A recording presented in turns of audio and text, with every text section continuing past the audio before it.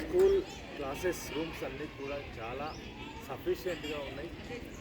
పెద్ద పెద్ద తరగతి గదులు ఉన్నాయి. కావలసినటువంటి స్కూల్ టీచర్స్ ఉన్నారు. వెరీ హైలీ క్వాలిఫైడ్, చాలా పెద్ద చదువులు చదువుకున్న టీచర్స్ ఉన్నారు. ఇక్కడ క్వాలిటీ ఎడ్యుకేషన్ దొరుకుతుంది.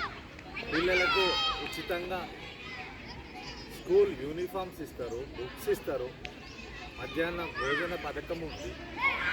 దీంతో పాటు ఎన్నో స్వచ్ఛంద సేవా సంస్థలు పిల్లల కోసం వివిధ కార్యక్రమాలు నిర్వహిస్తున్నారు.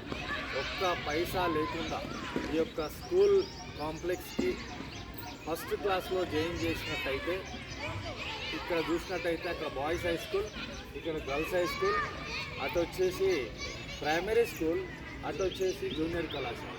అంటే ఒకసారి ఈ స్కూల్లో జాయిన్ చేసినట్టయితే 1వ తరగతిలో 12వ తరగతి వరకు కూడా ఇదే స్కూల్లో చదువుకునే అవకాశం ఉంది.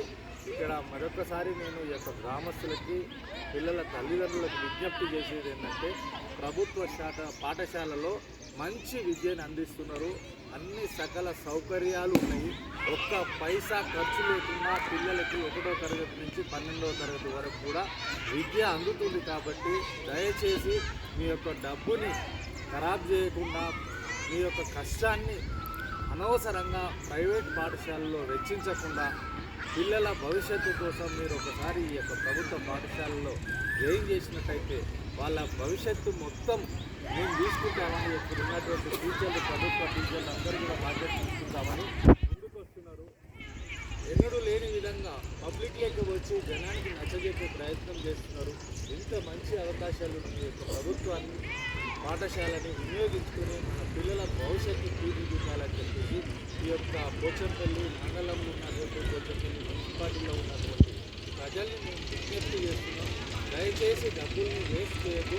మంచి విద్య అందుతుంది. ఇక్కడ క్వాలిఫైడ్ అయిన టీచర్స్ ఉన్నారు, క్వాలిటీ విద్య దొరుకుతుంది. కాబట్టి ప్రభుత్వ పాఠశాలల్లోనే పిల్లల్ని జాయిన్ చేయండి, ప్రభుత్వ పాఠశాలల్లోనే చదివించండి అని చెప్పి మిత్రులు చెప్పి చేస్తారు.